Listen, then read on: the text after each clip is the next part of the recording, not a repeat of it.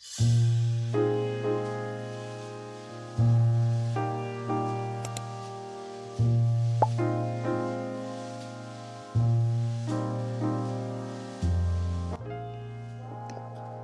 everyone, and welcome to my first episode of Can She Craft It? It's where we find out if I can, craft it. You know, when you're scrolling and you see a video of a craft project and think, oh, that looks easy enough. I could probably do that. Or other times you see something and think, wow, I could never do that. That is way beyond my skill set.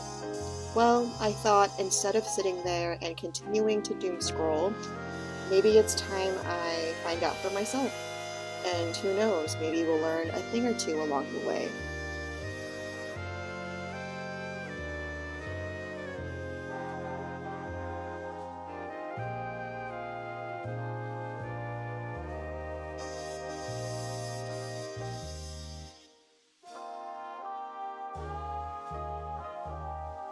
Today we are attempting to make the Museum of Us. I've seen it trending a lot on my feeds lately. The concept is pretty simple, it's sentimental, it's sweet, so it makes a great gift. The execution looks like it will be simple. We shall see. A big reason why I chose this particular craft is because if you saw at the beginning of the video, I got the shadow box for only $5 at the thrift store. When I was in there shopping, I thought this would be perfect for this craft project in particular. Also, my anniversary was coming up and I just couldn't think of any other good ideas, to be honest.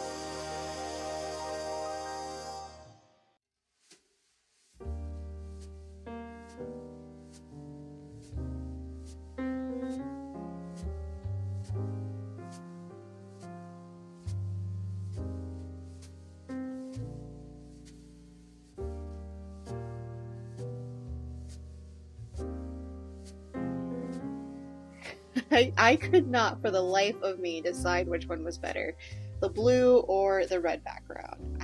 Have you counted how many times in this video I changed my mind? Leave in the comments below which one you think I should have picked and if I end up picking the right one at the end. Now, I had a good amount of the stuff I would need for this project. I just needed the frames and the miniature people. For some reason, I thought those would be easy to come by. Spoiler alert, they were not.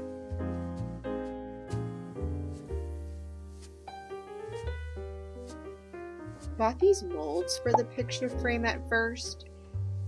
I thought they would be super easy to make and I could use them for other future craft projects. They turned out so bad. I made a few to practice. I wanted to give them away as these little trinkets at the Ren Fair that weekend, but they were so incredibly bad I left them at home in shame because I couldn't give that to a person even if it was free. So I just bought a pack off of Amazon. I tried checking my local craft stores, my local thrift stores, and I just couldn't find anything, so Amazon it is. The same story goes with the miniature people too. Those were not as easy to find as I thought they would be.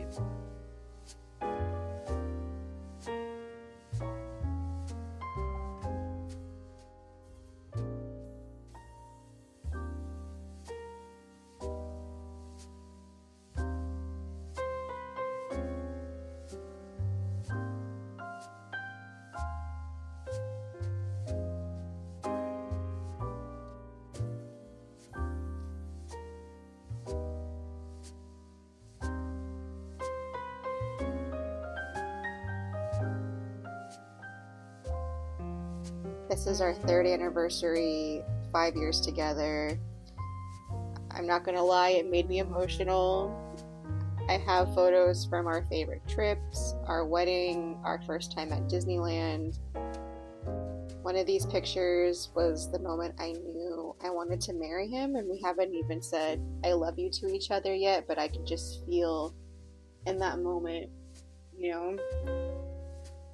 I think things like that is a reason why this makes such a great gift. It holds a lot of sentimental value, and I think that's something that we're going to keep on our wall for many, many years to come.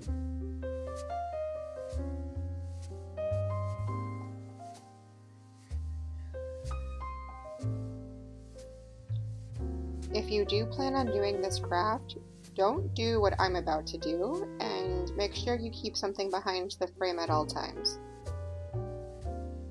That's just so wrong. So the fact that she was so comfortable to commit so hard to such a lazy Frank, it's like, I don't know, there's oh my god, you need to be more empathetic to your partner. So yeah, make sure you have a book behind you or something so that the frame doesn't fall and then your glass won't break in half, because that's just what happened to me. Luckily, it's so minimal, you can't even tell when you look at the finished product, but I still felt pretty stupid after all that happened.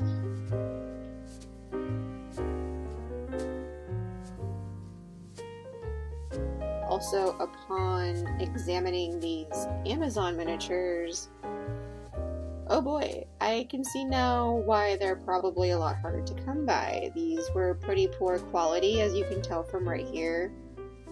It doesn't really matter, they're so small. It didn't really make a huge difference with the final project, but this lady's literally gray. I was laughing pretty hard at this point because it just kind of looked ridiculous. I did use Canva to print out all my photos. I would size them down so that I could fit 4 into one picture. This saved me paper, it saved me ink. I also tried to pick photos that didn't have too many details in it, so you could still make out the picture once it was shrunken down. I did have a bit of a challenge with this. I always have a hard time with things like this. I'm such a sentimental girly that I wanted to pick the photos that meant more to me and my husband versus a photo that probably would look better in the frame. This is why I think social media can be a really good thing. I would have never thought of this idea on my own. I loved seeing different people's versions of this, and I think everyone's is unique because it's personalized, it's whatever supplies you're able to get or you have, and it's your photos, you know? No one is going to be able to replicate this museum of us. At the end of the day, I went with the red. The blue felt a little too busy. I also liked the gold finish. Once I put the fairy lights in, it reflected off of the gold really nicely. So that's what I ended up going with. Looking back at the footage now, I'm not sure if I still ended up making the right decision. So let me know in the comments below if I should have went with the blue or the red. Yes, I know the plants are huge. I'm just telling myself that they're this rare species of plant that are ginormous, and that's why it's in the museum with us, so it makes sense.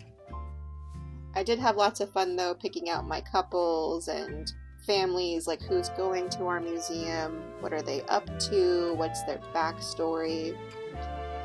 This man right here, he's gay, but he has a deep connection to classical music. There's a lot of interesting things about him.